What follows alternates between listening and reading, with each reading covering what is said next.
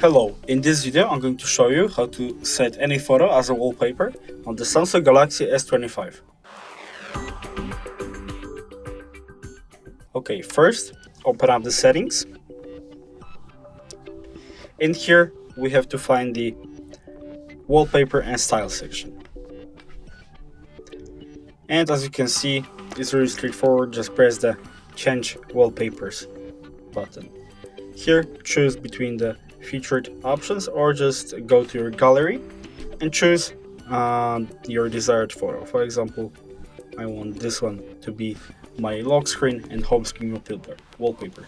Here you can adjust the where the wallpaper is going to take effect. For example, you can just set your photo to your home screen and not your lock screen just by toggling these options. Let's just press next, then done.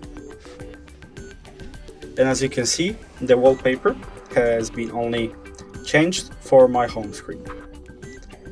So, if you enjoyed this video, consider leaving a like, subscribe, and thanks for watching.